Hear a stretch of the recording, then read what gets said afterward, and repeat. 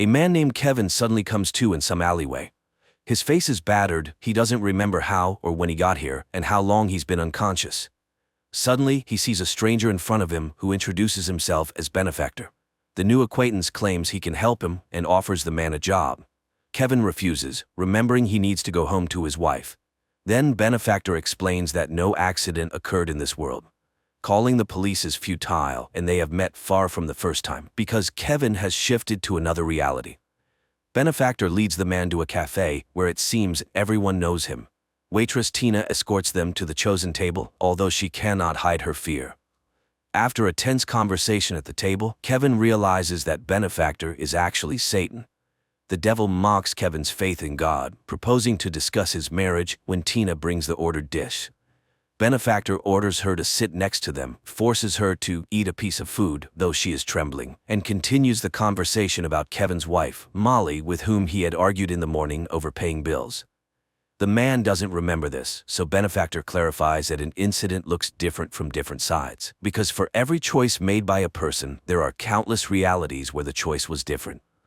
A choice generates endless possibilities, and therefore realities. And everything a person can imagine in their mind exists somewhere in some time. Therefore, there is a force that can transfer people between realities, swap people with doppelgangers from another planet Earth, shuffle them. That's precisely what Benefactor does. He has already replaced Kevin's wife, Molly, multiple times. The first time was when Kevin gave her a silly pendant, which Molly's copy threw away. Kevin doesn't believe this nonsense and demands proof. Then Benefactor offers to shift someone. For instance, Tina. Benefactor adjusts some device on his wrist while Tina starts to cry, apparently genuinely frightened. Looking back, Kevin sees her weeping parents and regrets subjecting them to such an ordeal. And when he screams for Benefactor to stop, the girl disappears. The devil explains that she ended up in a world where her parents never met, and thus she was never created. So now the poor girl is in a psychiatric clinic. Kevin doesn't understand why Satan needs him, and he admits he's ready to offer the man anything he wants, provided he becomes one of his shifters, people who have sold their souls and transfer others to alternative universes. Other Kevins made their choice, so only he remains. In desperation, Kevin begins to pray silently for God's help. Benefactor furiously screams, claiming he is undoubtedly better than God, and he will never leave Kevin alone. And the more furiously Benefactor curses, the more fervently Kevin prays until suddenly Satan disappears, leaving Kevin in this reality. Horrified at what he has just done, Kevin apologizes to Tina's family and leaves. But stepping outside, he finds the world has changed. Police and strange masks are everywhere, and there are bans on virtually everything. 5 years later, Kevin is still in this reality, where most of the planet is destroyed by a constant war, after which the shifters came. At first they operated secretly, moving between alternative universes and expelling everyone who was inconvenient to the totalitarian regime. Billions of people disappeared, but then came Benefactor, who took away people's hope and faith. This is where he wanted to recruit helpers until Kevin arrived. It was after that illegal prayer that he was declared wanted as Kevin, who refused to work for the devil. After that, Benefactor tried 7 times to make him accept the offered terms, but Kevin consistently refused, enduring physical torments for it.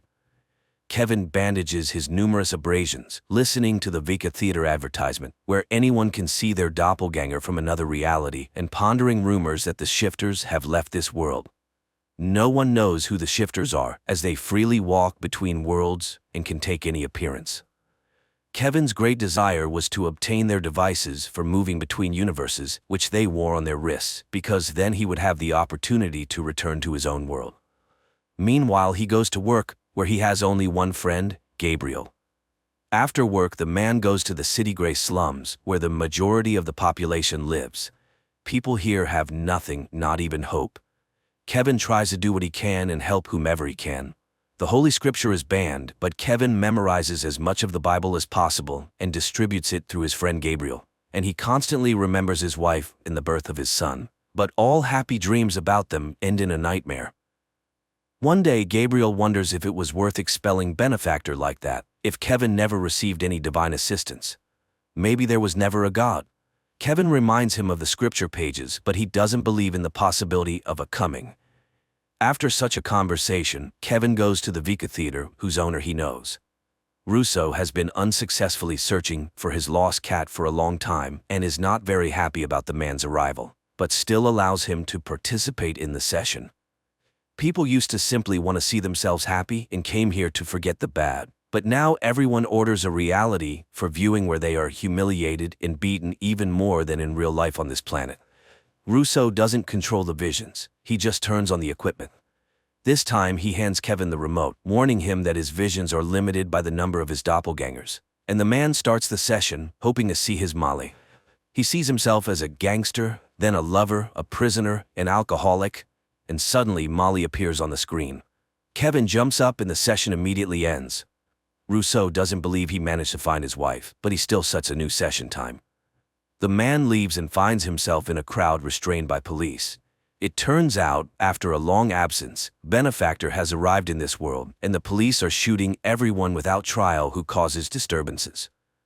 Gabriel pulls his friend from under fire, and the pair hides in an abandoned house. In the evening, Kevin goes to the store and suddenly remembers how their son disappeared when they went shopping and got distracted talking to friends. The child wandered off and vanished without a trace. Their family couldn't withstand this blow, they started to argue, and Molly became addicted to alcohol. That's when he gave her the medallion with the resurrection symbol, but Molly threw it away. The man runs away and meets his neighbor, who invites him over, introducing him to his wife and 2 daughters. But when Kevin is about to leave, the neighbors suddenly detain him because they recognize Kevin, who refused to sell his soul to the devil. And when he denies it, the girls sing a church hymn for him, bringing Kevin to tears. The neighbors want to know anything about God, and the man recounts to them the parable of Job. Suddenly an alarm sounds, and turning on the TV, people learn about Benefactor's arrival for another recruitment of Kevin. Citizens selected for this mission must arrive at a specified place under threat of death. In the morning, Kevin goes to Russo's Theater again. Russo is frightened by Benefactor's return and lets the man in very reluctantly. Russo is upset. His cat has been missing for 4 years, and he thinks she will never return, although hope still flickers. Kevin sits in the chair and summons visions, and suddenly he sees Molly again. But in this world she lives with her mother and a little daughter, and on her chest hangs a pendant with the resurrection symbol.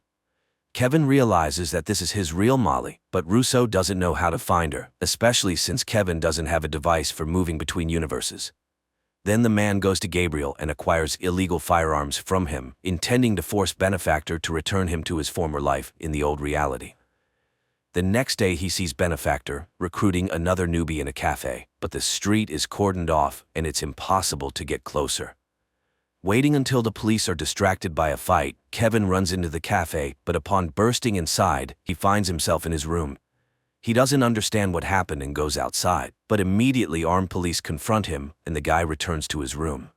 He tries a few more times to get to the cafe, but they open fire on him.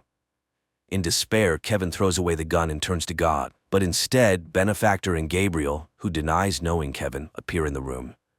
Satan mocks the foolish man who entrusts his writings to some coward. Kevin is still waiting for the coming, but he is not needed by God, and he will never come to him. So he can live well only by coming to Benefactor. Satan also refuses to talk about Kevin's missing son and admits that among all the doppelgangers, only he refused to cooperate. Outside, a scream is heard, and dashing out the door, Kevin sees a police officer shooting his neighbor. Then they open fire on his room.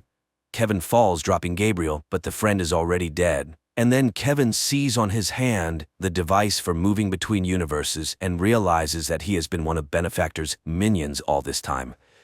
He removes the device and instantly shifts to another reality, but around him is a desert.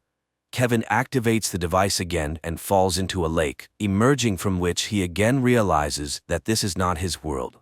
And again, he activates the device. In one of the realities, he ends up in a psychiatric clinic where several shifters with Gabriel's face greet him. He tries to run away from them, but they open fire. Kevin hides, and in one of the rooms, he suddenly sees Tina, who recognizes the man and asks to be returned home to her family. He activates the device for moving again and finds himself in the home of his doppelganger, who accepted Benefactor's offer. Recognizing Kevin, who refused to sell his soul, the doppelganger points a gun at him and tries to take the device. But Kevin manages to shift back to his bullet-riddled apartment. Kevin sees his neighbor being taken away by an ambulance as passers-by recognize him. the man has to run to Russo's Vika Theater. He sits in the chair, finds Molly, and enters the coordinates of her reality into his device. And immediately he finds himself in a large store where his wife is walking with friends. He cries from happiness at seeing her, but the woman reminds him that the collapse of their marriage was initiated by him. She has found someone else and is happy. Then he sees his pendant and admits that he believes in the possibility of restoring their past relationship.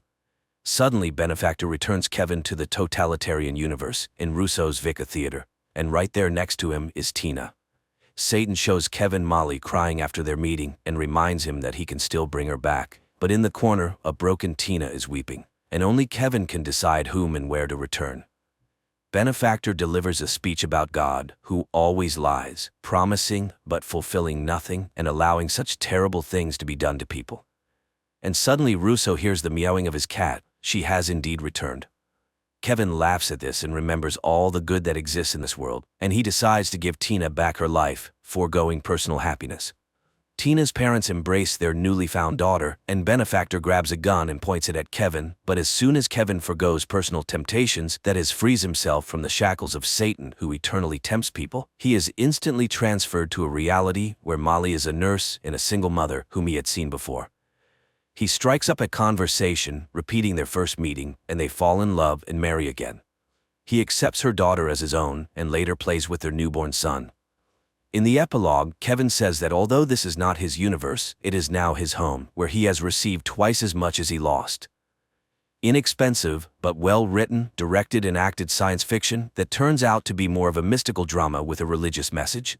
The film is full of allusions to the Bible and direct quotes from the book of Job, and the conclusion is made in the spirit of this parable. But who said that hope is a bad thing?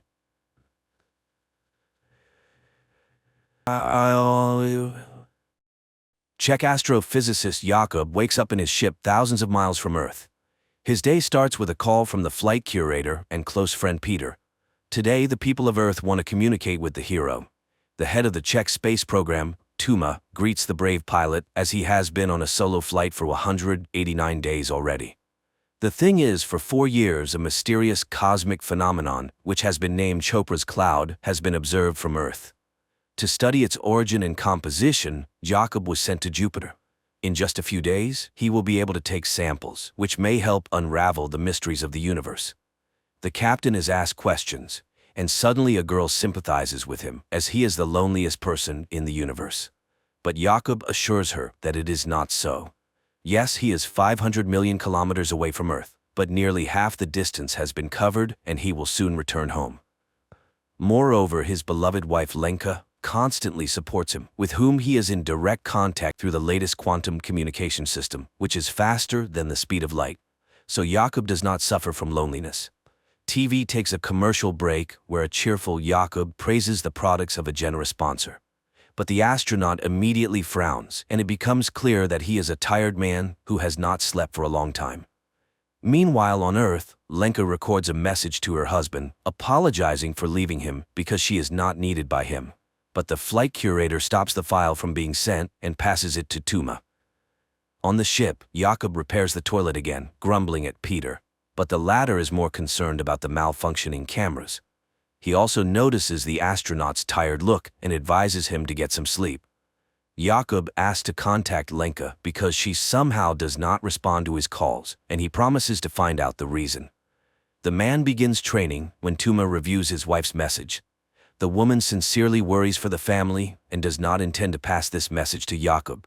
Lenka is packing her things at this time and does not respond to her husband's messages.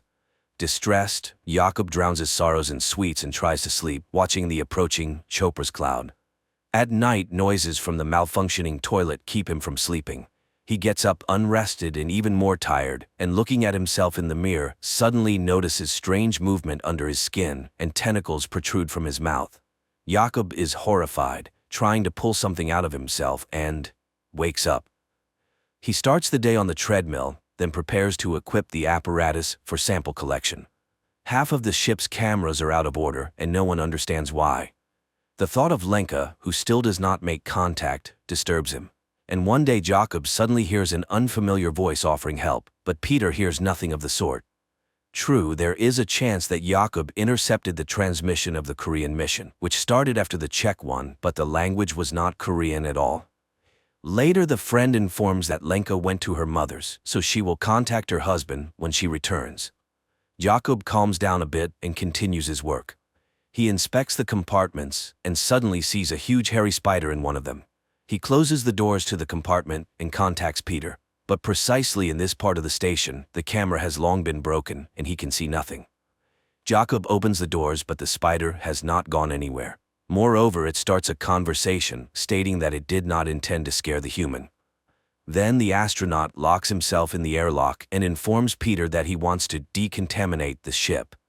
He gets into a spacesuit, says the password that triggers the system, and the surrounding space is filled with disinfecting foam, the color of which reminds him of a summer morning in the field where he and Lenka walked. But then the cleaning is over and Jakob emerges from the airlock. However, the spider hasn't gone anywhere. It informs him that the strange bath arranged for it by the human did not harm it and suggests removing the spacesuit. It is not dangerous. Jakob reaches out to it, but the spider dodges. Such is not the custom in its tribe, so it's better for the human not to do this. It is an explorer too who accidentally found Earth. It studied life on the planet for 3,158 years and even learned Earth's languages, but never understood the essence of the human soul. And when it met Jakob, it felt his loneliness and came here. Unable to accept what was happening, the astronaut hides in the sleeping compartment, but he immediately starts to vividly see and hear his wife. Jakob moves to the station's room, where Lenka appears before him again. It turns out the spider is broadcasting the human's memories because it is very interested in these strange feelings. And it wants to help him overcome emotional difficulties since his companion is leaving. Jakob tries to refuse the help, but the spider does not believe him. Meanwhile, on Earth, Lenka arrives at her mother's because she is pregnant and cannot be alone. Nearby is a boarding house where pregnant women live together, and she decides to stay there for a while. The mother does not understand her, as one cannot leave her husband right now. At the station, the spider asks the astronaut to give it some of his food, and he treats it to nut paste, the taste of which reminds it of its lost home. Its planet was destroyed by an enemy attack, and it fled and wandered through space for a long time. At this time on Earth, Tuma goes to Lenka. The woman is convinced that the wife cannot leave her husband right now. After all, she knew he was a very peculiar person. These qualities help him stay alone for many days, but Lenka is pregnant and suffers from loneliness. The spider tells the astronaut that Chopra's cloud consists of particles that contain wisdom. It cannot say how old it is, but everything has a beginning and an end, even the universe. The spider shows Jakob his first date with Lenka when she suggested they always follow each other, and he agreed. And he does not understand why make promises that you cannot keep, but Jakob has no answer. Later, he asks the spider to save some nut paste, and it reluctantly gives back the can. At this time on Earth, Lenka confesses to her mother that, although it is hard to raise a child alone, she is ready for it. And she will tell her daughter that she loved her father very much at first, but was mistaken.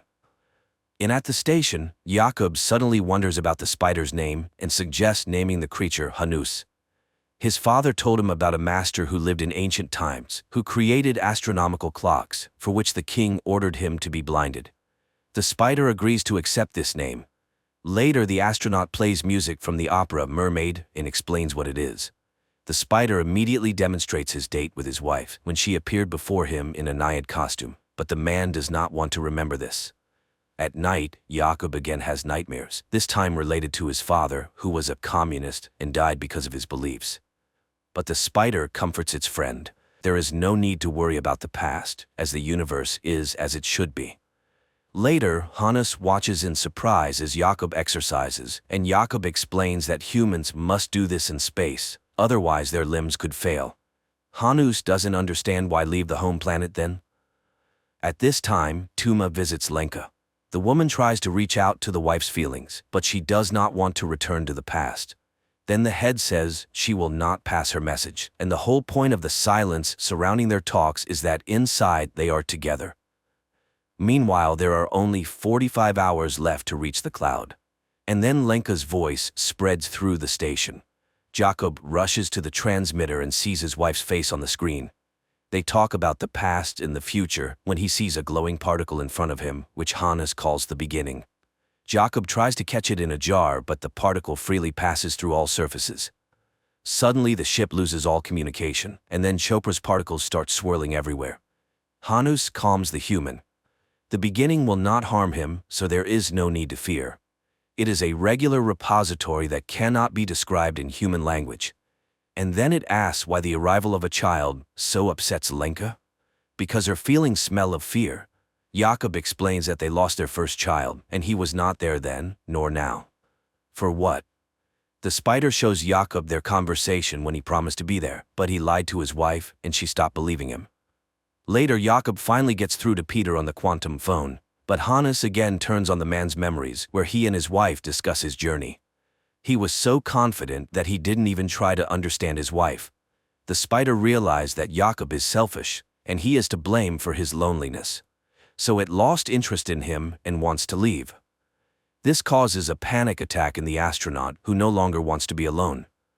Jakob tries to grab the spider, but it itself presses the man's body to the bulkhead and reminds him that it preferred to communicate without touching.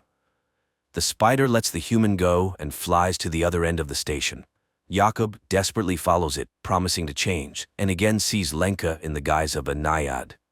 He floats in zero gravity, remembering his wife and crying from the sense of realizing the loss. Then he calls Peter and asks him to visit the woman. The friend goes to the boarding house and hands her the quantum phone. Jakob talks about how he loves her and asks for forgiveness for his selfishness.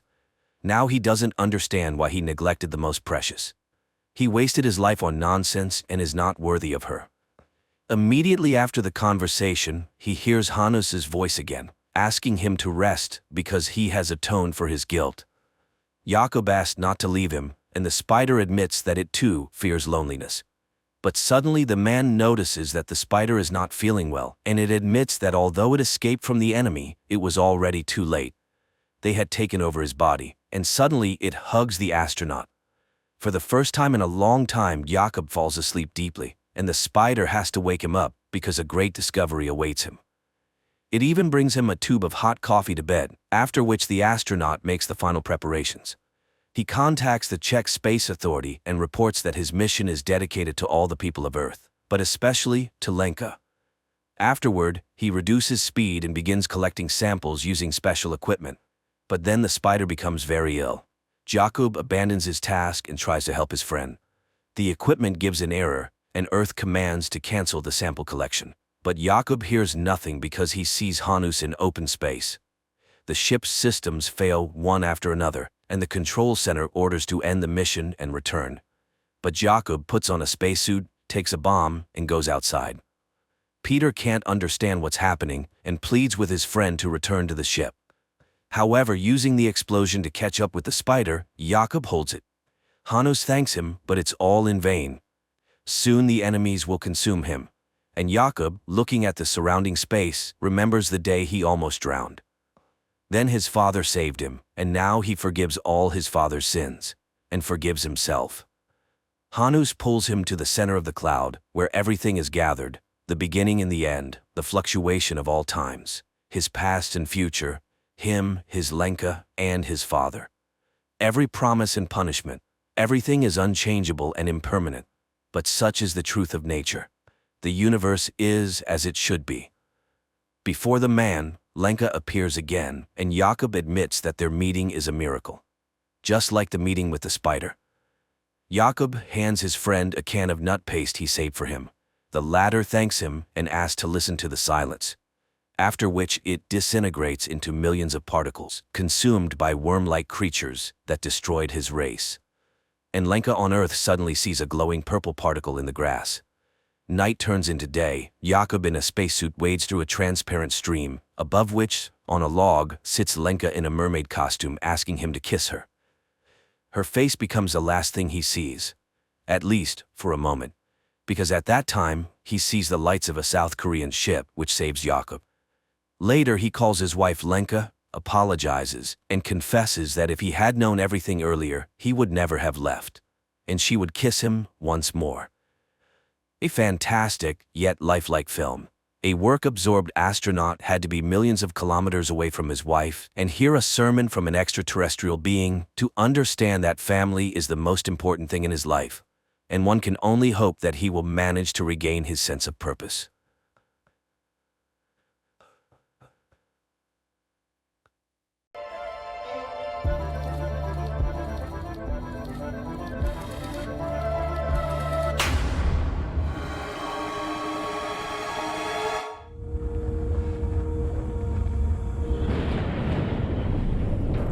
One day, the ruler of the Murakami province receives a warning from a neighboring feudal lord who has decided to seize a mountain to build a castle there. However, Lord Murakami orders the messenger to be killed and prepares to defend the village. Sometime later, the mountain is besieged by the neighbor's army, confident in victory and mocking the lord, whose face is hidden behind a mask. He sends his soldiers into battle, but the small group led by the Lord standing before them extends their hands forward and the entire army falls, destroyed by an unknown weapon that literally pierces their bodies.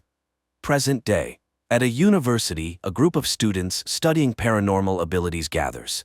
One of them, Yoji Minami Maru, nicknamed Nanmaru, possesses a small supernatural power, the ability to create tiny holes in everything, which he demonstrates on a stack of paper. The young people are impressed by his skill, but Nanmaru himself doesn't consider it useful since he can't even find a job.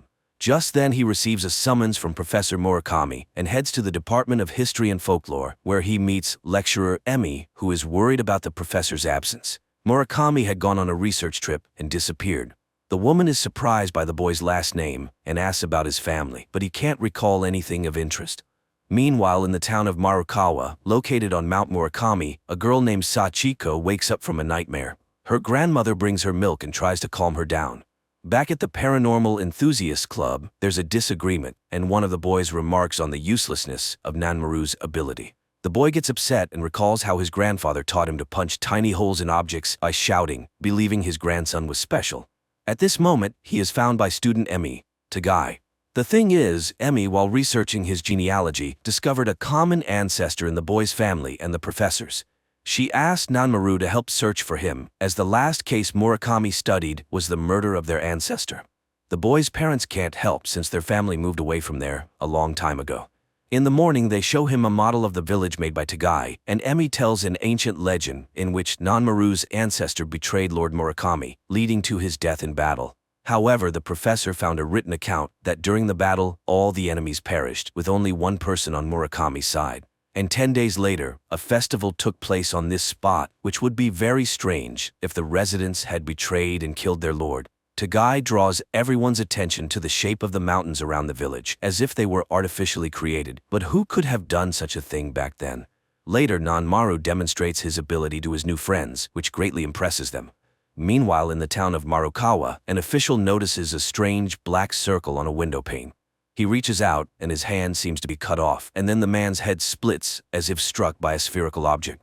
At the university, Emi asks Nanmaru to show his ability, and tells him that the professor also learned to punch holes in objects before he disappeared. However, they were much larger. At this point, the boy suggests that the ability might have come from their common ancestor. At that moment, everyone hears the news about the murder of the official in Marukawa. Nanmaru suggests they search for the professor themselves. The action returns to medieval times. Lord Murakami vows not to let anyone invade his lands. His fingers begin to extend, and strange round marks appear on his wrists. Present day. The students, along with Emi, arrive in Marukawa and begin searching for the professor, but no one has seen him. However, the young people find armor with round holes in the local museum, and on the local lord's banner, they notice the image of a magpie, a human hand, and a circle, the meaning of which no one knows. They discover that after Minami Maru's death, his lord gave his youngest son to his family so the lineage would not die out. So Nanmaru is a descendant of the lord himself. They question people on the street, but no one has seen the professor. Soon the students find the building where the murder occurred and for the first time wonder if Nanmaru's ability could punch through window glass.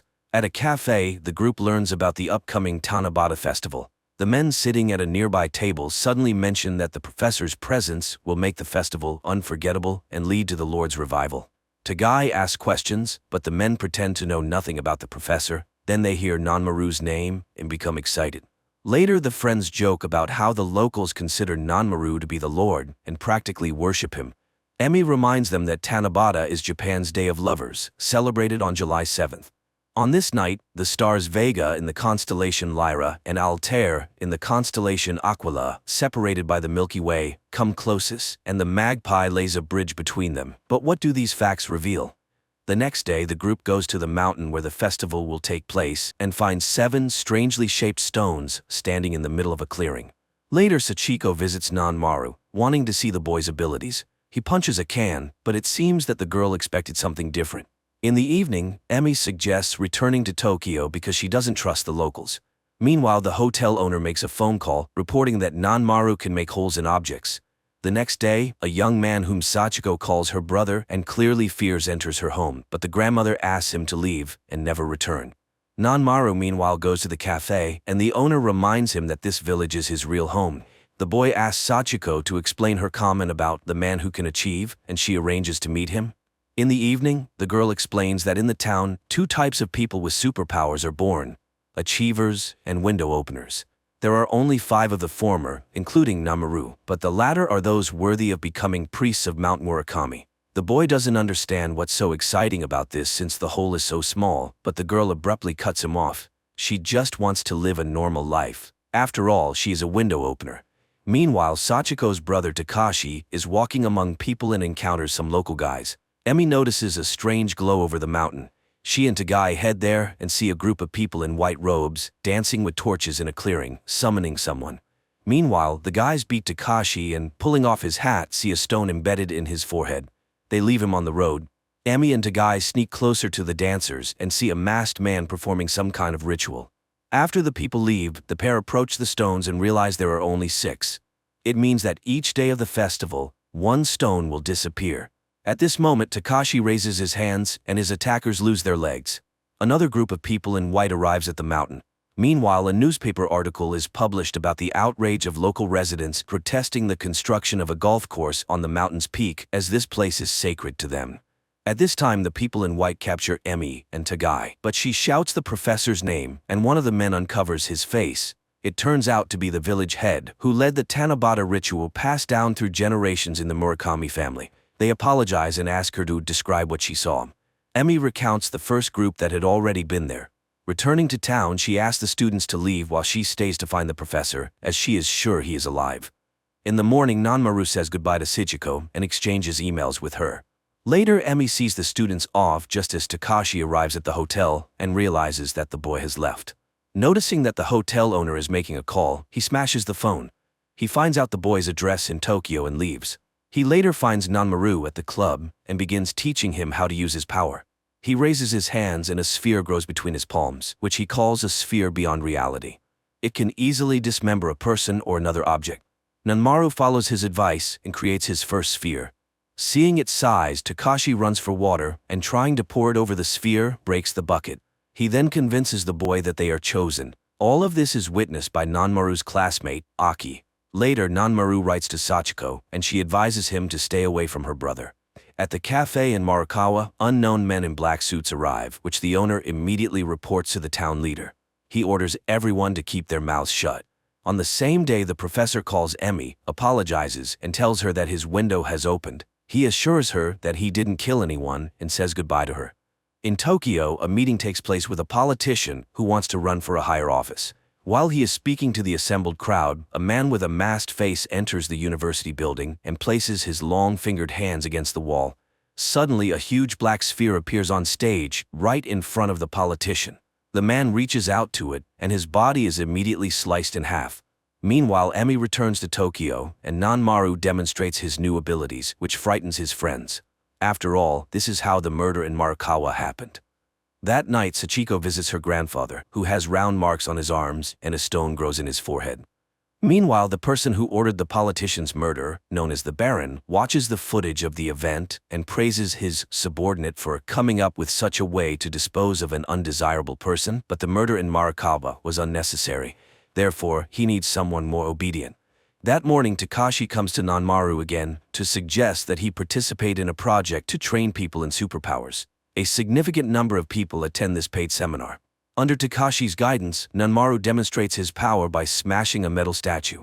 This causes unprecedented excitement among the audience. Nanmaru himself is delighted with the fee he received, unaware that Takashi and his accomplice, host Yokihara, earned hundreds of times more. The guys discuss Nanmaru's foolishness, not noticing that Aki is recording their conversation. That evening, the Baron is informed that one of the achievers lives in Tokyo. Meanwhile, Nanmaru notices a strange growth on his forehead. At the same time, Emi continues studying the professor's papers and suddenly seems to see him. Murakami reminds her that Tanabata was first celebrated on April 29th, and so it has always been, but it's already May now. Emi rushes to check the records and realizes that the dates have changed. In the Western Gregorian calendar they coincide, including the very first, but this calendar was only introduced in 1582. And only in Catholic countries, but how could it have appeared in Morikawa? Meanwhile, Nanmaru continues participating in seminars, supposedly teaching people superpowers. The boy tries to explain that not everyone can do this, but no one believes him. Then Aki lets him listen to the recording she made. Nanmaru refuses to participate in the seminars, explaining that his power is not meant for deceit. Meanwhile, in Morikawa, Sachiko meets a masked man at her mother's grave, whom she calls Lord Yoriyuki Murakami. At the evening gathering, the town leader reports to Sachiko's grandfather about a group of outsiders looking for achievers in their town. He reminds them of the rules: no one should know the village's secret. The next day, Yoriyuki is brought to the Baron. The achiever demands that the village be left alone, but the Baron claps his hands and 4 armed men run out of the neighboring rooms. However, Yoriyuki is much faster, and all fall with pierced heads. He agrees to work temporarily for the Baron and removes the mask from his face. The Baron is horrified to see a completely inhuman face. Meanwhile, Nanmaru continues to look for a job where he could properly use his power. Suddenly, he hears calls for help. Passers-by have found a child in a locked car. They locate the mother, but she has lost her keys and cannot open the vehicle. Seeing the boy losing consciousness from the heat, Nanmaru uses his powers to smash the car's window. People are impressed, and the mother thanks the savior. Later, he sees a news report about the incident, but these same shots catch the attention of Takashi and Yokihara. They begin vandalizing the signs of establishments with problems. TV reports about them start to appear, raising social issues. Everyone discusses the unknown boy, whom they nickname Chisel. The police start an investigation. The Baron is displeased with the commotion, but Yoriyuki assures him that he knows who is responsible. Meanwhile, in Morikawa, people believe that Takashi is behind all this. Sachiko's grandfather and the professor ask the girl to go to Tokyo. Following his friend's advice, Nanmaru decides to become a janitor, thinking he could simply destroy the trash. However, the group soon notices that the mark on his forehead grows with each use of his power. One day, Sachiko arrives in Tokyo. She confesses to Emi that the town lied. The professor was there all along. Now he hands his assistant a letter of apology through Sachiko.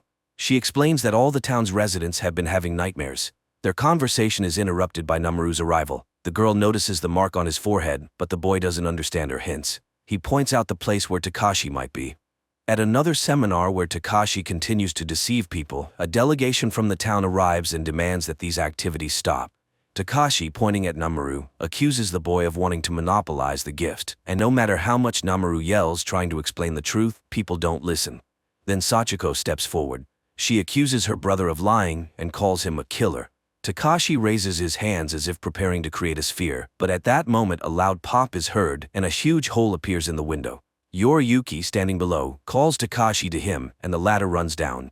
He orders Takashi to stop deceiving people, but the seminar attendees don't want that, so Yoriyuki instantly creates a massive sphere and blows off part of the roof.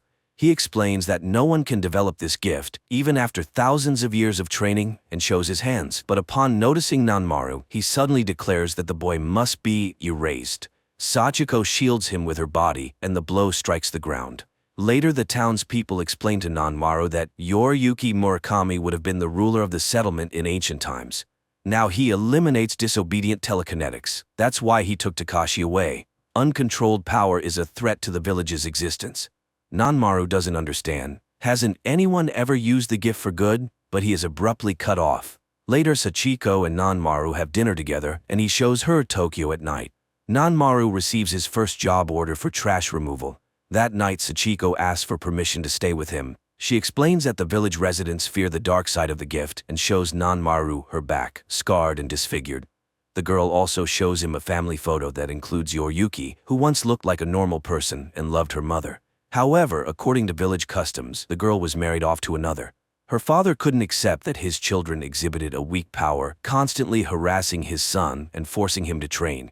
Her mother, tired of the constant strife, asked Yoriyuki, who had become the mountain's priest, for help. He began training Takashi, who eventually created his first sphere. The boy started visiting the priest frequently, which didn't please his father. After gaining his gift, Takashi became aggressive and took out his anger on his little sister. When everyone was on the verge of breaking down, Sachiko began having dreams. One day she overheard an argument between her father and Takashi in the garden and caught her brother standing over her father's bloodied body.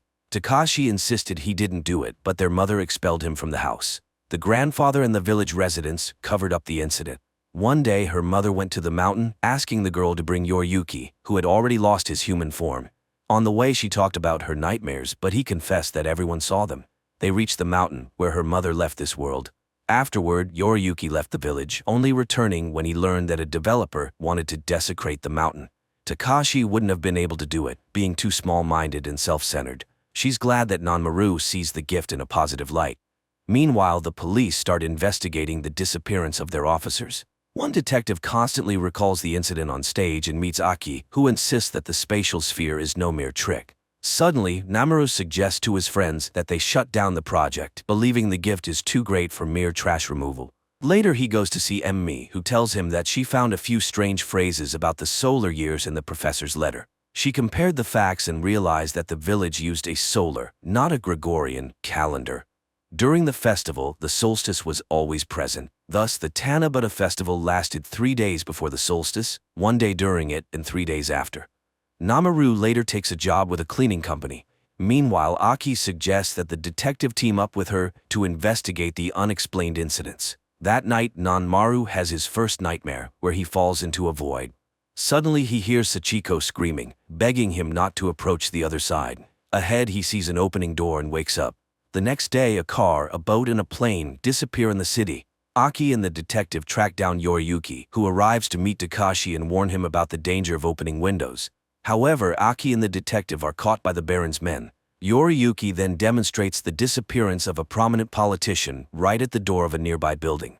The guards drag in the bound Aki and the detective, but Yoriyuki leaves, not considering them important. Meanwhile, Nanmaru starts work, clearing old items from an office. Suddenly he realizes that these items were precious to someone and have a history. He runs to the roof where the others are working and asks for permission to leave some things in the building. His co-worker agrees and begins asking Nanmaru about his abilities. At that moment, they see a massive sphere floating above the city. The next moment, it bursts and erases several buildings. It turns out Yoriyuki is doing this a few blocks away. Seeing the explosion, people mistake it for a terrorist attack. Panic ensues. Nanmaru runs with everyone else and suddenly finds himself in a field strewn with the bodies of medieval warriors. But before he can be scared, he returns to his time. Yoriyuki tells Takashi that he will soon put an end to the nightmares. Meanwhile, in the village, Sachiko hears an announcement about the disappearance of 200 people in the destroyed buildings. Her grandmother doesn't believe Yoriyuki did it. After all, he was the protector of the people, but many eyewitnesses saw the massive black sphere and no one else possesses such power. Sachiko asks her mother for help. Nanmaru continues having nightmares, where Sachiko begs him not to approach the windows or else he will find himself on the other side. The next day, the government declares a quarantine and asks everyone to stay home. Meanwhile, in the village, people discuss the events, not believing that their Yoriyuki could have done such a thing. Meanwhile, the detective regains consciousness and finds that they are in some basement. Sachiko's grandfather contacts Emmi, after which she decides to go to Markawa. Nanmaru finds Takashi in his room. He accuses him of killing people, but Takashi explains that Yoriyuki wants to end the nightmares. He suddenly asks the boy to do him a favor and convey his apologies to Sachiko. Nanmaru admits that his sister doesn't consider him a killer, and that turns out to be the most important thing for him. At the same time, Yoriyuki decides to break off the deal with the Baron and informs his bodyguard. Before leaving, Takashi gives Nanmaru a piece of paper with the address and plan of the place where Aki and the detective are being held.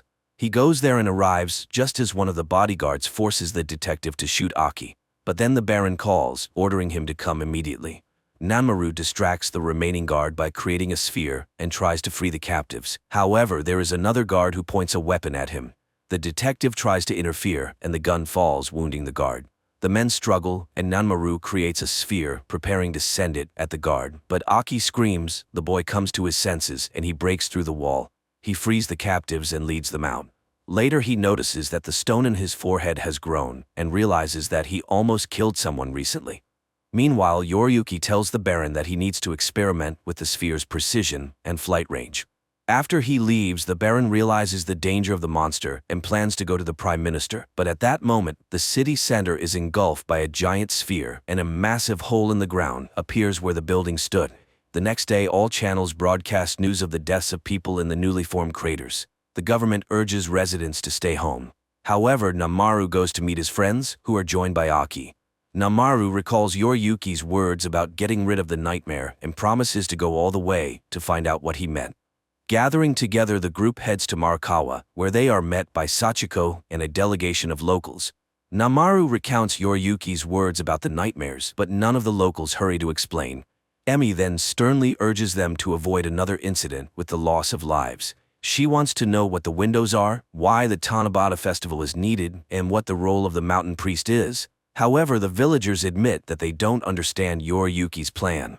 Namaru loses his temper. He respects the town's customs, but the power of the mountain kills, and Yoriyuki is a killer.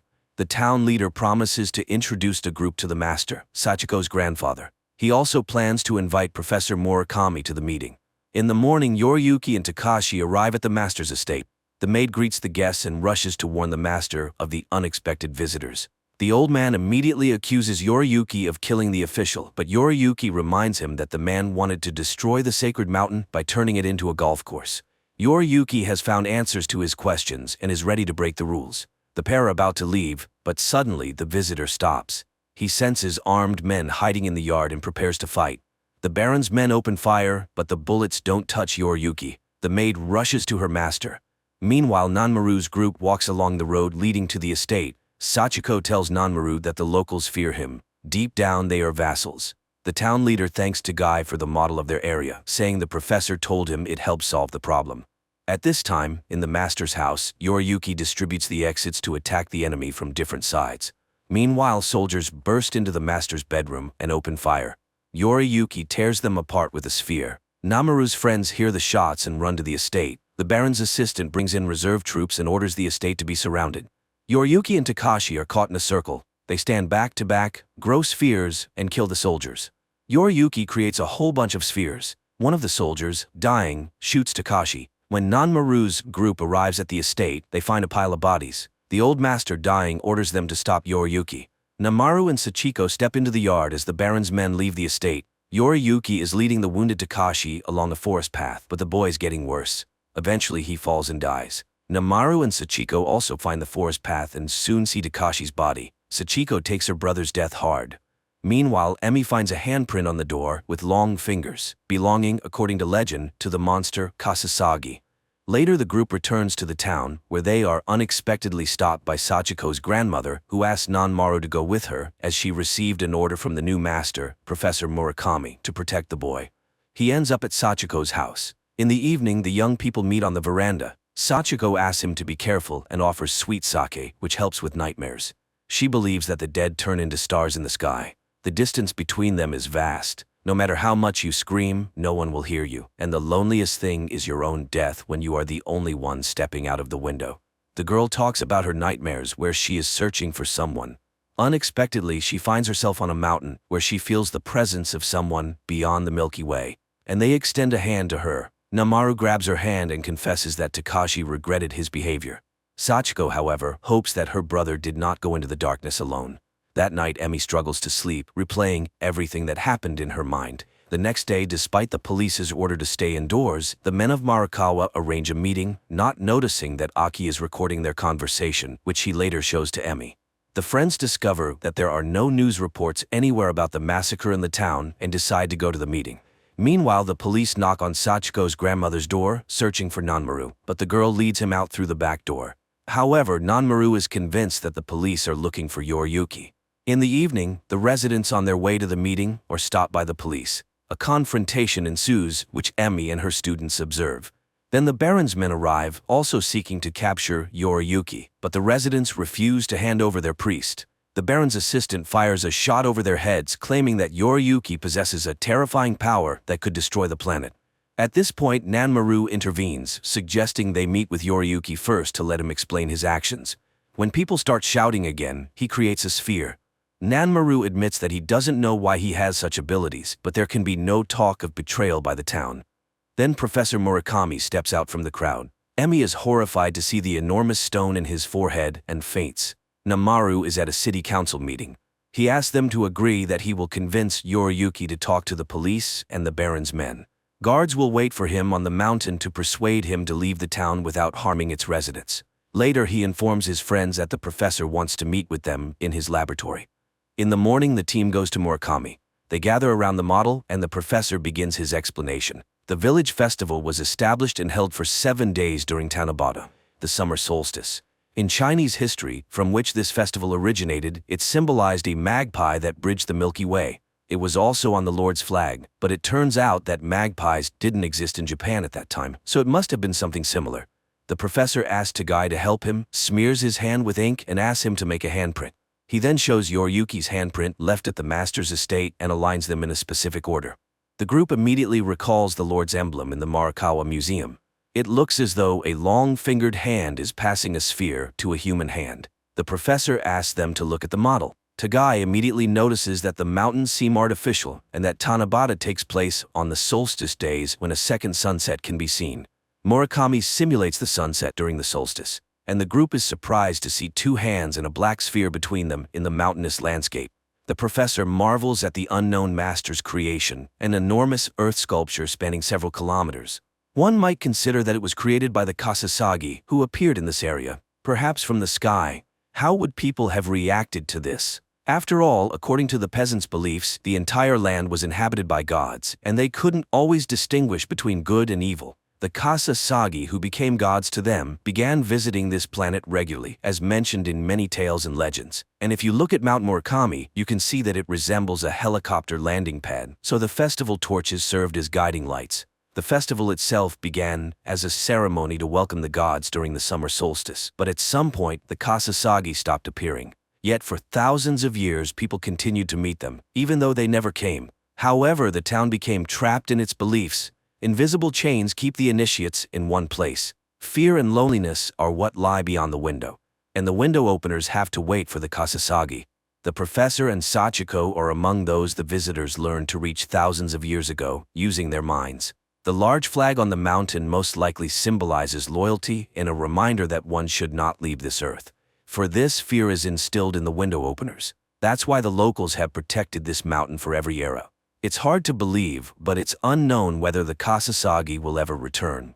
They may have died long ago. The next morning, the guards on the mountain come out for breakfast, and later Emi and her students arrive. The professor is concerned about their well-being and suggests they all go to the city, but Nanmaru refuses. He feels obligated to be the first to meet Yoriyuki. Murakami supports his decision as the townspeople need protection. Each generation of priests has ingrained the sacred duty into their minds, but the professor is the only one who thought to create a model and can now visually show people what is really happening here. They light bonfires to show Yoriyuki that there are people here. After all, he most likely wants to destroy the mountain. That would end everything, but the people are becoming hostages. In the evening, the students and Namaru go on watch. The boy asks Sachiko about her dreams and suggests they leave this place to start a new life. Moreover, he feels something for her. At that moment, the Baron's men appear. They haven't waited for Yoriyuki and demand to know where he is, otherwise they'll start killing the townspeople. The professor is outraged and even creates a sphere, but then one of the Baron's soldiers shoots his comrades and removes his helmet, revealing himself to be Yoriyuki. Those who haven't seen his form before scream in fear. The Baron's assistant tries to shoot him and immediately dies from a sphere. Yoriyuki admits that he always imagined the black sphere as a trash chute. He simply pushed those who posed a threat to the village into it. But now, he doubts that. The ancestors, the Kasasagi, might have contacted their descendants many times, but most of them didn't develop the ability to leave with them unharmed. He believes that his ancestors were from other stars. They possessed knowledge and logic foreign to Earthlings. But what if it's not a window but a gate? And by entering the sphere, you can be transported to the ancestors' planet? That's why he changed his plans. At that moment, people see a huge black sphere above their heads. Yoriyuki announces that he intends to leave with the Kasasagi. Sachiko suddenly asks him to take her with him. The dark world is calling to her and she wants to find peace. Nanmaru reminds her of her dreams. The girl reaches out, and through the darkness, she sees an inhuman hand beckoning her from another reality. But just as she is about to grasp it, Nanmaru grabs her wrist. Yoriyuki shakes his head. Nanmaru will never understand the feelings of the window openers. The boy agrees, but he doesn't like that the girl is ready to go into the afterlife without experiencing even a small part of this vast world. Here there is wisdom, mistakes, and attempts to start over. The world is thousands of years old, and compared to that, all superpowers are insignificant. He doesn't want her to leave and asks her to stay. The girl agrees. She remembers how her mother once left for the sphere. Yoriyuki also recalls that moment and promises to wait for her. The sphere begins to grow, and Nanmaru orders everyone to run. The people rush down the mountain while Yoriyuki stands under the sphere, waiting for it to consume him. A massive explosion occurs. Nanmaru's team manages to take cover in the forest, and the town's electricity goes out. Time passes. Tagai enrolls in graduate school. Emi and Murakami resign from the department and now live together in Marikawa. Aki has become an independent internet journalist and now lives with the former policeman. The people of Marikawa quickly reconstructed the area where the mountain once stood. Nanmaru has opened a company where people exchange items without using money. It's strange but highly successful. He no longer uses his abilities, which means his appearance will remain unchanged. One day he goes to Marikawa, where a festival is scheduled to take place in the evening. After all, the festival continues in the hope that someone will come from the Milky Way, and Sachiko lives in her house, always waiting for Nanmaru. The series is based on the manga by Hitoshi Iwaki, the author of the famous Parasite. While the middle of the plot may drag a bit, the finale ties everything together and thoroughly explains the events on screen, which is a rare feat in modern cinema.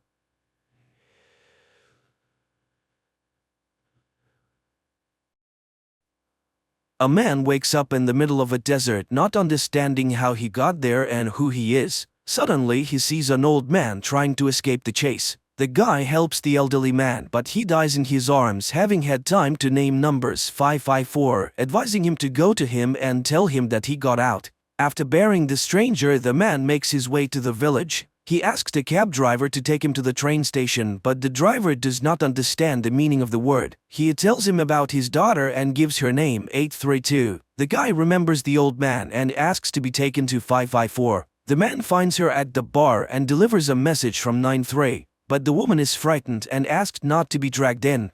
At this point, footsteps and a barking dog are heard outside, and the girl tells the man to run. He makes his way to the fire escape and sees a man in a white suit at the bottom, tossing a grenade in his hand. Then the man becomes dizzy, everything in front of him swims, and he wakes up in a hospital room where the man in the white suit calls him number 6. Later he declares that there is no New York, but that number 6 has always lived in the village, as his papers prove. Number 6 is taken to his house, but he looks around and goes to the street where he sees cheerful, happy people. He buys a map of the village, but there is nothing marked outside. A woman doctor catches up with him on the street and tries to persuade the man not to look for a way out, while he looks at the ghostly towers of high-rise buildings on the horizon. Then he jumps into an empty cab by the curb and drives into the desert. But as he climbs the mountain, he sees only sand and rocks in the distance. The action rolls back to an evening in New York when Michael meets a girl in a bar. The next moment, the doctor finds him lying on the sand and takes him to the village.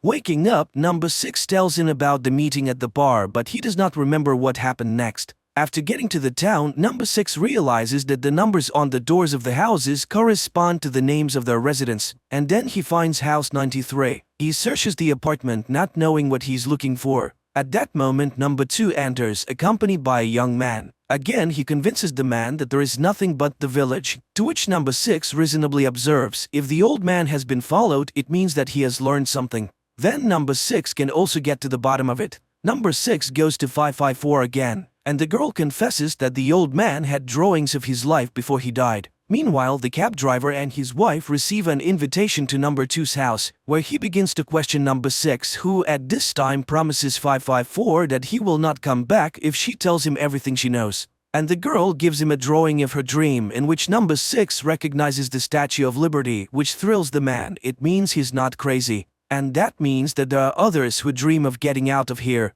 At this time, the leader of the village, number 2, goes to his wife's bedroom and puts pills in the insensitive woman's mouth. Just then his son walks through the door, unable to understand number 6's confidence in the existence of another place. And number 6 meanwhile comes to the cemetery and sees a grave prepared for 93. So the management is ready to fake his funeral to keep the rumors at bay. This is where the doctor finds him. Number 6 suggests that she lie down on the ground and look at the stars. There are millions of worlds out there. Is there really only one? And where do the names of great men come from in his memories? Number 6 tells of a girl in his memories whose name was Lucy.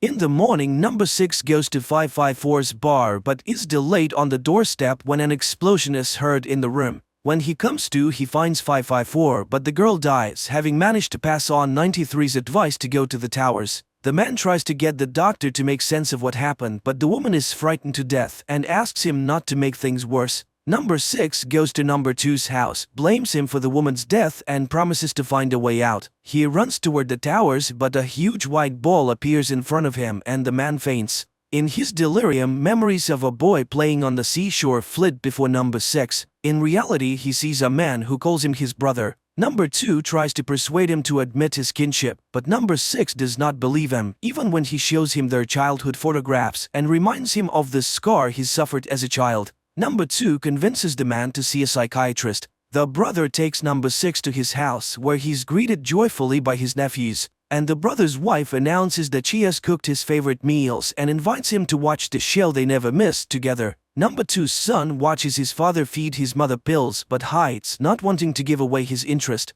Meanwhile, number 6 expresses to his brother that everything around him is fake. He does go to the psychiatrist, and in the process he remembers Lucy. Then he tells her that he saw a seagull that lives by the water, and then it turns out that there are 2 doctors. Number 6 cuts the session short. Outside, his brother catches up with him, who has figured out how to get number 6's memory back. He takes him to the garage, where the man is greeted enthusiastically by his co-workers. It turns out that number 6 is a bus driver. The man gets behind the wheel and takes a tour of the village, while his brother acts as a guide, showing the local sights. Meanwhile, the psychiatrist reports to number 2. Number 6 is tormented by memories of another life which simply cannot be. And then the head of the village confesses that his wife has become like this because of him, and that his son, if he recognizes his real father, can abandon him. He demands to do everything to make number 6 believe in this reality. At this time, the tour bus pulls out of the village and number 6 sees an anchor in the sand.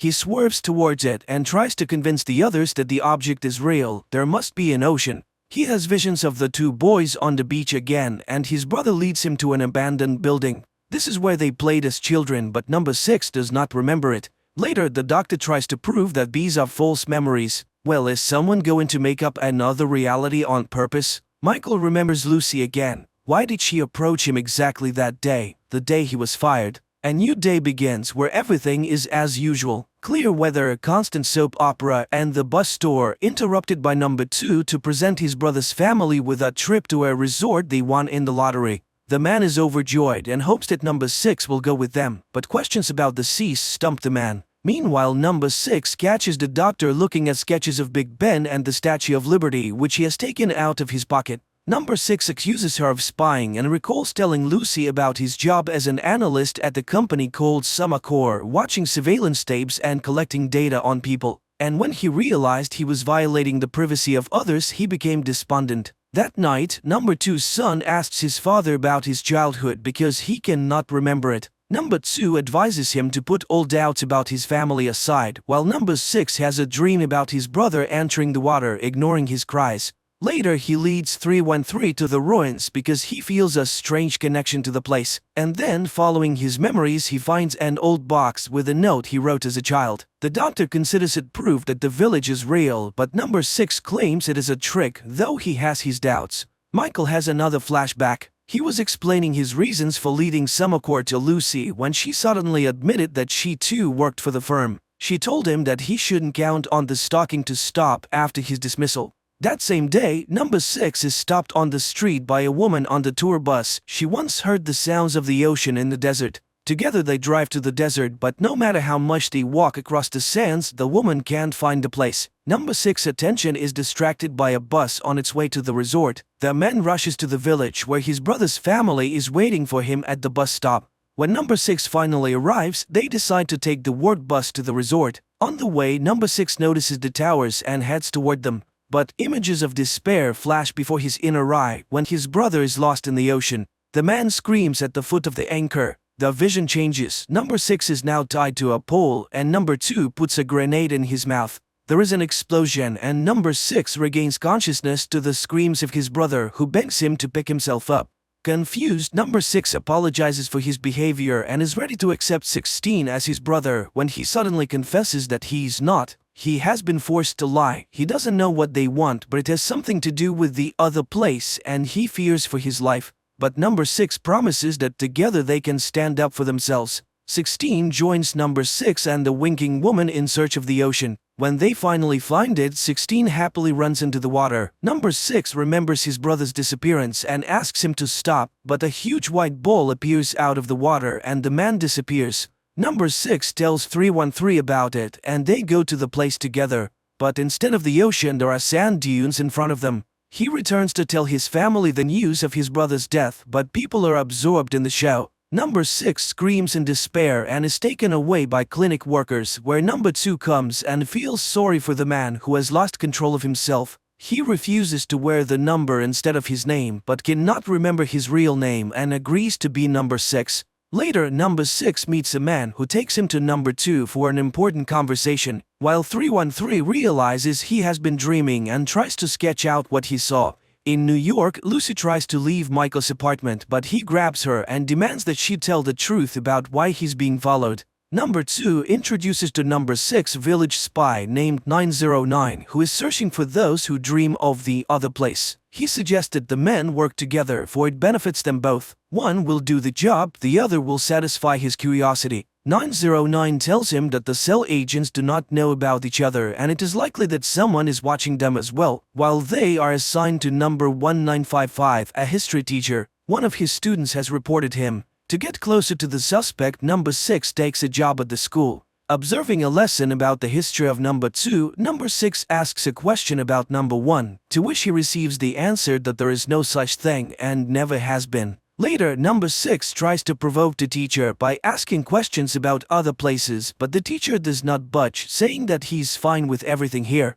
Meeting with 313 after this conversation, he shares his conclusions that everyone around him lives in fear. Later, 909 and number 6 observe the history teacher. He likes to swim and he always dines alone, which 909 finds suspicious. And to make matters worse, the teacher leads a group of runners who are prime candidates for dreamers. During this conversation, number 6 notices 313 ahead of the running group.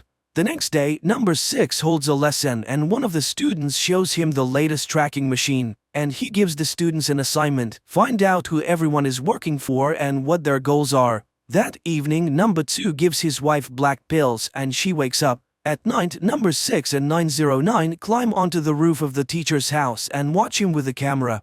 909 asks his partner to fetch coffee from his truck, where number 6 finds surveillance log. He looks through it and discovers that he's the real 909's mission, and that 313 is also on the suspicion. The couple is talking about their son when number 2 gives his wife a sip of wine and she falls back into a stupor, and the man notices that the surveillance camera has been installed in his garden. At this time, the teacher also realizes that he's under surveillance and slits his own throat. Number 6 insists that the man must be taken to hospital. The next day, the cab driver is playing with his daughter in the backyard when a huge hole in the ground appears there. Meanwhile, number 6 searches the doctor's roof and finds a camera, not noticing that he himself is caught on the nearest camera. Number 2 calls 909 and shows the camera he found. He notes that his son is acting strangely and wonders if number 6 has had any contact with him. The agent denies it, but number 2 does not trust him.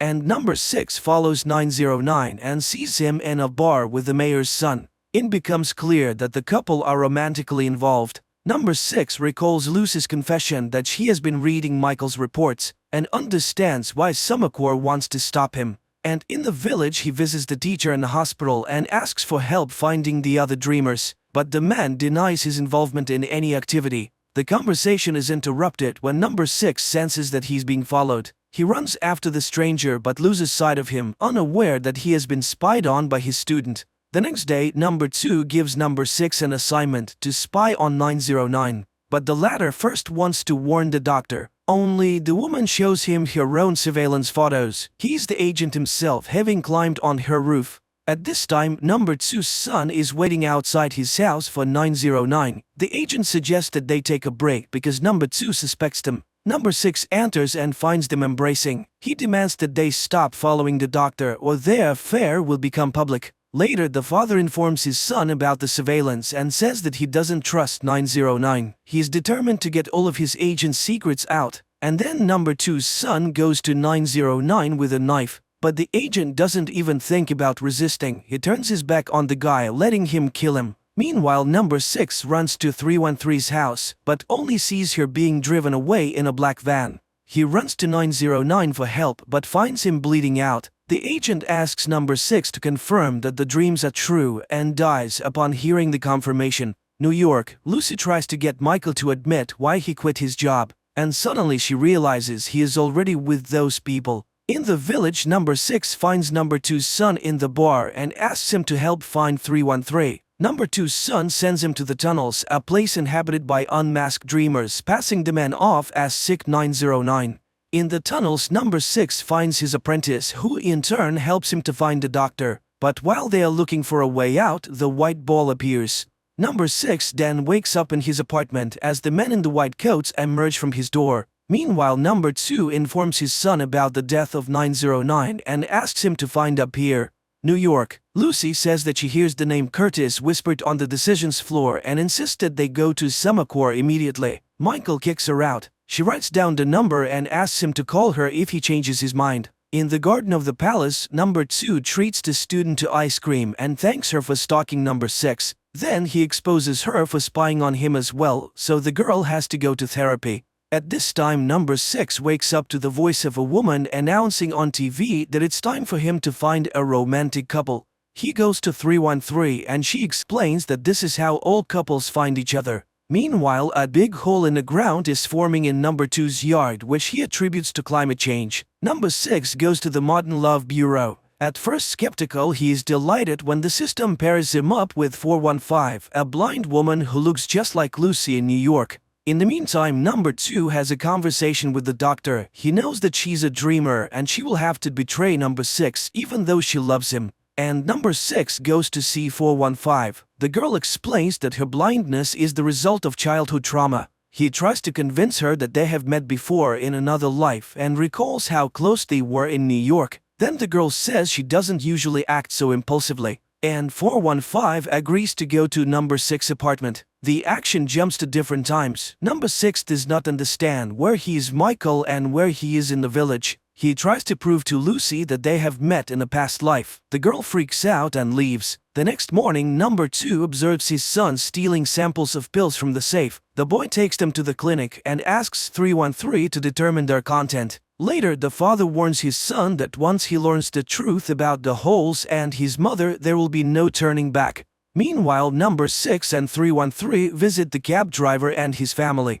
The cabbie shows them the hole in his backyard. While the adults are distracted by champagne, the little girl falls into the hole and disappears. The loudspeakers in the village announce that every house should have a pig to combat weather anomalies, as their breath is a proven atmospheric stabilizer. The hole in 147's yard is backfilled, after which number 6 goes to number 2, hoping to find out where the girl disappeared to. But he leads him to his pit and advises him to marry 415, or to jump into the pit and find out what's in there firsthand. That night, the doctor, under number 2's supervision, injects number 6 and 415 with a hormone drug that makes people fall in love. The next day, number 6 visits 415's father and he convinces him to think about marriage. In the evening, 313 meets number 2's son and reveals the ingredients in his mother's pills. One a strong sedative, another a hallucinogen, and another of unknown origin.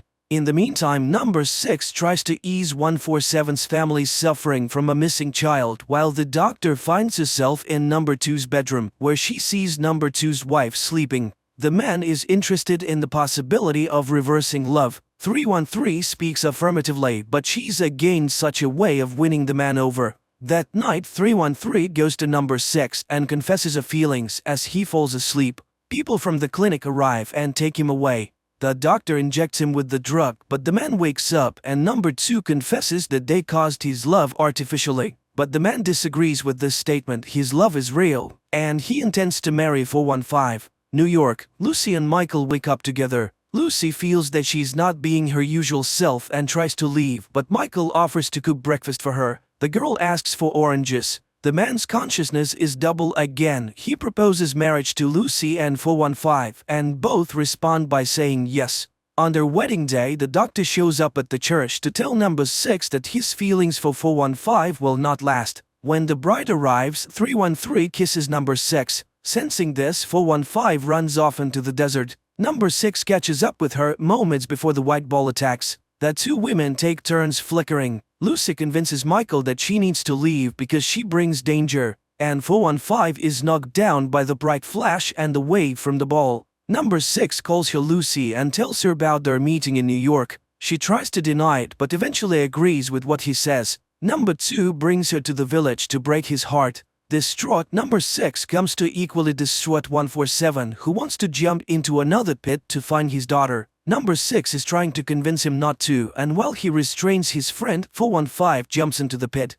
At this moment, his apartment in New York explodes, which Michael, who was carrying Lucy the oranges, sees. Number 2's wife in New York opens her eyes. In New York, Michael tries to get into his apartment but is chased away. Lucy, in her recorded message, asks him to stay away from Summercore, but Michael rushes there. Distraught, number 6 screams at the palace gate, vowing to avenge the death of 415 without noticing his double looking at him from across the street. Later, number 2 finds his son in the bar. The son accuses his father of lying and demands to know where the village is, and he admits that he is in his mother's mind and that she did all this for him. Number 2 gives his son the key to the safe with the pills, offering him a day with his mother. 313 wakes up and finds number 6 sitting at her bedside. He recalls their kiss and reaches for her, but the woman asks him to stop. Number 6 leaves. The next day, number 6 comes to see her at the clinic. He mourns the death of 415 and tries to find out what is in the hole.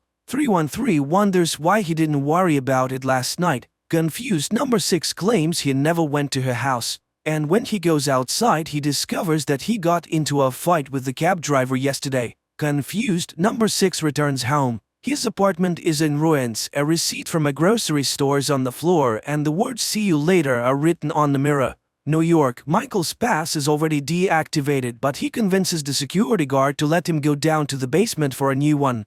Number 6 goes to the store and he learns that he bought a knife here yesterday. He tries to convince 147 that his previous fight was with an imposter, and then he sees his double. He rushes out in pursuit and catches up with him, but the doppelganger knocks number 6 to the floor and puts a knife to his throat. He demands to kill number 2, who is responsible for the death of 415. Then he stabs him in the face and disappears. Number 2 prepares to leave the palace and finds number 6 breaking through his bodyguards to warn him of the appearance of the double who is going to kill him. But number 2 begins to behave strangely. He refuses to go in his car and goes for a walk in the village on foot, throwing off his suit. Meanwhile, number 2's son sees a message with a warning about the appearance of his father's double and wakes up his mother. Number 2 meanwhile walks into a store and asks for cigarettes. The salesman reluctantly hands him a cigarette, then smokes with him, but after he leaves, the man calls the clinic. Mother and son are having lunch, during which the boy pokes his mother for information about other places.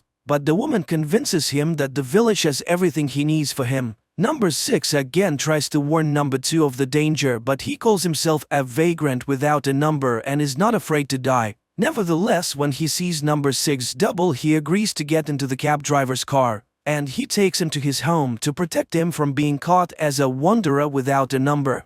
Meanwhile, Michael goes to get a new card and recognizes the man as the village shopkeeper. The access specialist is skeptical until Michael proves that they share the same memory. 147 and his wife treat number 2 to cake until agents searching for the double arrive. Number 2 flees while his wife gives out for a walk without noticing the formation of a new hole in the yard. Later, number 2 comes to 313 and wonders if she wants to see the other place. He promises to grant her wish, even against her will. At this time, the son again asks his mother for permission to go to the other place, and the woman confesses that the holes appear when she's awake, and she also adds that the people born in the village cannot live anywhere else. The distraught son runs out into the desert and throws away the key to the pill cabinet. Meanwhile, 313 seeks solace in the arms of number 6 but realizes it is a double. She runs away haunted by new visions and finds herself in the middle of the desert, while number 6 tells number 2's son about the doppelganger and his intentions to kill his father. The boy names the location of number 2 and confesses that he recognized him. He is the doppelganger and the killer.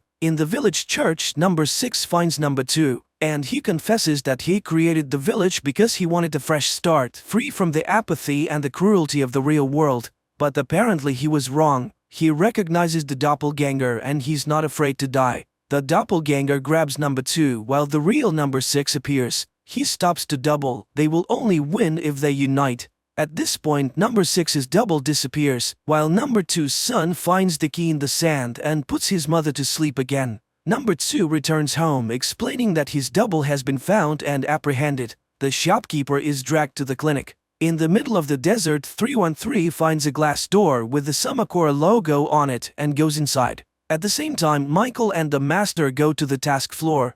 In a room filled with monitors, profiles of the villagers are displayed. Michael recognizes the people as subjects from his reports. On one monitor, he watches Lucy's recorded warning until 313, following a long corridor, encounters a vision. She flees back into the desert. Michael goes to the window on the floor and sees Village Street and number 6. He knocks on the window trying to get his attention, but he looks toward the towers and turns away and leaves. Meanwhile, new residents arrive in the village who cannot answer where they come from. And at Summacor, the winking woman from the tour bus informs Michael that a car is waiting to take him to Mr. Curtis. In the village, number 6 receives a summons to the clinic, where he shares with 313 his concerns. The village is expanding. Apparently, number 2 is up to something. At that moment, the doctor receives his test results and is frightened. At the same time, looking around the village, number 2 tells his son that all of this is his inheritance. Their conversation is interrupted by number 6, who wants to know exactly why he's now certified to die. Number 2 replies that he has exhausted all means to convince him to live peacefully in the village or not to live at all. In the meantime, 313 continues to be haunted by visions from another life, but number 2 warns that she must not let the girl from the other place control her. Otherwise, she will not be able to help number 6. At the cemetery, number 2's son lays flowers in the grave of his friend 909, where number 6 meets him, asking him to help everyone get out of the village. The boy claims that his mother cares for him, but number 6 warns that she's also killing all hope in him. Later, number 6 feigns in front of 147, who offers to take him to someone who might be able to cure him. In New York, Michael is escorted to Mr. Curtis's car, where he recognizes the driver as 147 from the village. On the way, the driver explains that he used to be an evil man, but Mr. Curtis helped him change his life. In the village, 147 takes number 6 to the village prophet, and he tells him that the deliverance is coming, they just have to wait. But number 6 has no intention of giving up. He goes to see number 2's son, who is drinking alone. The man asks him about his mother and the pills and offers to run away with him, but the boy refuses. He has a case to finish. In the New York City, Michael visits Mr. Curtis, who turns out to be number 2's prototype, and his wife, who is in a dreamlike state. Mr. Curtis explains that the village is an experiment taking place in the woman's mind. She's sacrificed herself so that broken people could have a better life, if only in her mind. At this time, number 2's son enters his parents' bedroom and strangles his mother to death.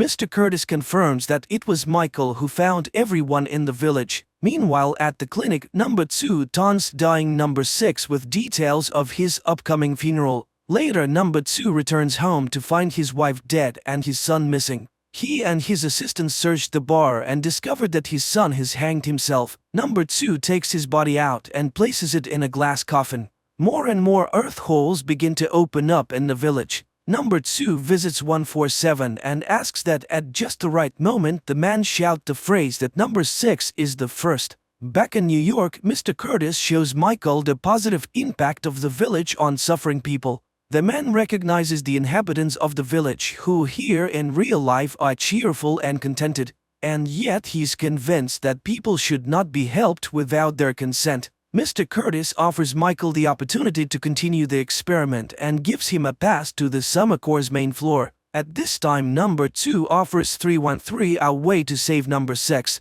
Number 2 finally realizes that number 6's weakest point is his humanity. He's so right that he wants to live his life according to his conscience. If she wants to save him, she must give herself to number 6. Later, he reminds number 6 that the doors are open, and he can go wherever he wants. But first he must confess that he needs the village, and it is his fear that causes the white bowl. Number 6 sees this object and, unable to confront his deepest fear, runs away. The villagers gather for number 2's son's funeral. Number 6 comes too, for his fever has miraculously passed. Number 2 reads the eulogy and confesses to the crowd that his son's death was suicide and that they are all prisoners of the village. At this time, in a New York church, Mr. Curtis introduces Michael to Sarah, 313's prototype. She's mentally ill, suffering from the effects of childhood abuse. The man tells Michael that he worked with the girl for a long time until she resisted. Meanwhile, number 2 admits that he cannot save the village and soon everyone will be in the abyss. The child throws a stone in number 2's face and he points to number 6. He can answer all their questions and he calls him number 1. Mr. Curtis asks for help to cure Sarah, for Michael is number 1. The crowd begins to chant that number 6 is number 1 and will save them all. Number 2 tells number 6 that the only way to plug the holes is for a dreamer to take his wife's place. That's when 313 steps forward and takes the pills. Michael takes Sarah by the arm, catching her as she falls, and number 2 puts a grenade in his mouth. He gives it to number 6 and pulls out the pin. Mr. Curtis returns home and finds his wife healthy. On the appointment floor, Michael takes over as the new head of Summer Corps. On the high ground by the village, number 6 and sleeping 313 look out at the world around them. The man confesses that he has only now realized how beautiful it is here and intends to create a good village. 313 sheds a tear. The film is quite complex. It is not always immediately clear what is real and what is a flashback or hallucination, especially when it comes to the same characters, but everything is redeemed by a rather unpredictable ending which explains all the strangeness of the plot.